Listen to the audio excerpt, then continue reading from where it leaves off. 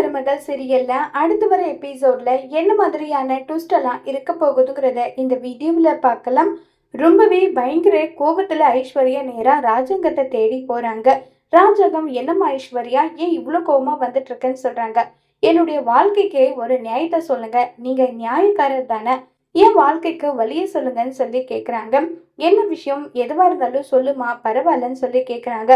நானும் சேது மாமாவும் சேர்ந்து வாழ்றதுக்கு எங்களுக்கு இந்த குழந்தை இப்ப தடையா இருக்கு.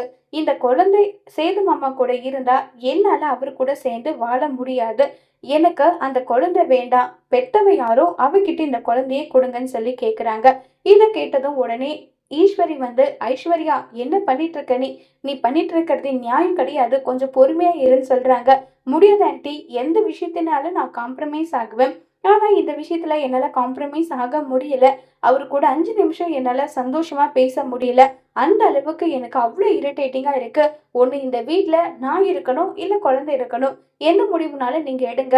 என் வாழ்க்கைக்கு இப்ப ஒரு வழிய சொல்லுங்கன்னு சொல்லி ரொம்பவே கோவமா ஐஸ்வர்யா கேட்க, சேது வந்து, என்ன ஐஸ்வர்யா, இந்த குழந்தை மேல இப்படி சறுத்து போடுற? ஆமா, எனக்கு வந்து பீஸ்ஃபுல்லா நான் உங்க கூட சேர்ந்து சந்தோஷமா வாழணும்னு நினைக்கிறேன். அதுக்கு இந்த குழந்தை தடையா இருக்கு. இந்த குழந்தை இங்க இருக்கவே கூடாதுன்னு சொல்லி ரொம்பவே கோவப்பட்டு பேசுறாங்க. உடனே மோகனா, என்னம்மா இது, 1000 தான் இருந்தாலும் பச்சை குழந்தை, அந்த குழந்தை இங்க இருக்கிறதுல உனக்கு என்ன பிரச்சனை? பெத்தவ எங்கேயோ இருக்கான். இந்த குழந்தைய நான் பாத்துக்கணும்னு எனக்கு என்ன அவசியம் இருக்கு? என்னாலலாம் பாத்துக்க முடியாது. என் முடிவுல இருந்து மாற்றமே கிடையாது. யார் என்ன சொன்னாலும் என் முடிவுல எந்த மாற்றமும் கிடையாது.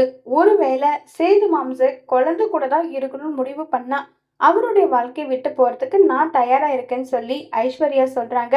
இத கேட்டதுக்கும் யாருக்குமே எதுவுமே புரியல. ஈஸ்வரி ஒரு பக்கம் இவ வாழ்க்கை இவளாவே வாரி மண்ணை போட்டுக்கிறாளே, இந்த கல்யாணத்தை நடத்த நம்ம எவ்வளவு பாடுபட்டோம், இவையே இப்படி பண்றா.